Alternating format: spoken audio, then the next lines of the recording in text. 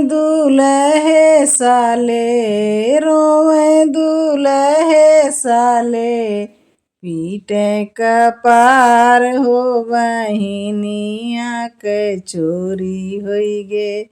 सुन थानेदार हो बहिनिया के चोरी होई गे। सुन थानेदार हो बहिनिया के चोरी होई गे।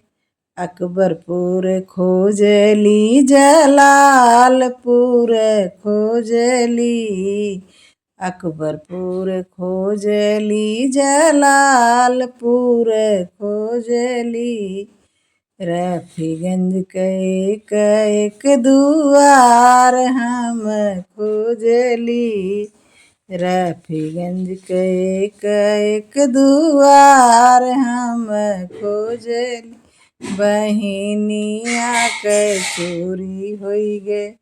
सुन थानेदार हो बहिनिया के चोरी होई गे। सुन थानेदार हो बहिनिया के चोरी होई गे। रोवे दूल्हे साले, रोवे दूल्हे साले, पीटे कपार हो बहिनिया के चोरी हुई। सुन थानेदार हो बहिनिया के चोरी हुई गे।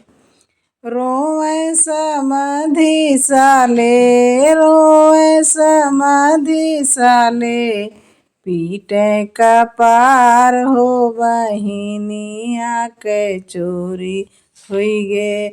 सुन थानेदार हो बहिनिया के चोरी हुई गे। रफीगंज खोजली, जलालपुर खोजली, रफीगंज खोजली, जलालपुर खोजली, सैदपुर के एक दुआर हम खोजली, सैदपुर के एक दुआर हम खोजली, बहिनिया के चोरी होई गे।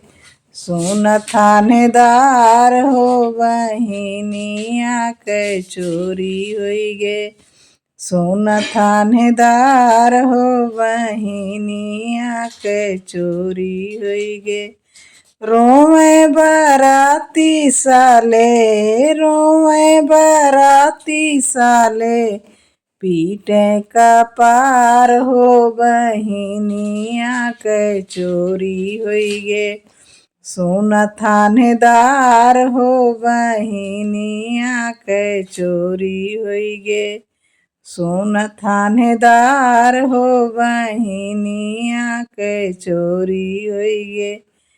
रफीगंज खोजली, जलालपुर खोजली, रफीगंज खोजली, जलालपुर खोजली, इर्द गिर्द के एक बाजार हम खोजली, इर्द गिर्द के एक बाजार हम खोजली, बहिनिया के चोरी होई गे। सुन थानेदार हो बहिनिया के चोरी होई गे। रोवे दूल्हे साले, रोवे दूल्हे साले, पीटे कपार हो बुआ के हमरे चोरी होई गे। सुन थानेदार हो बुआ के हमरे चोरी होई गे। अकबरपुर खोजली, जलालपुर खोजली, अकबरपुर खोजली, जलालपुर खोजली, रफीगंज के एक दुआर हम खोजली, रफीगंज के एक दुआर हम खोजली, बहिनिया के चोरी होई गे। सोना थानेदार हो बुआ के हमरे चोरी होई गे।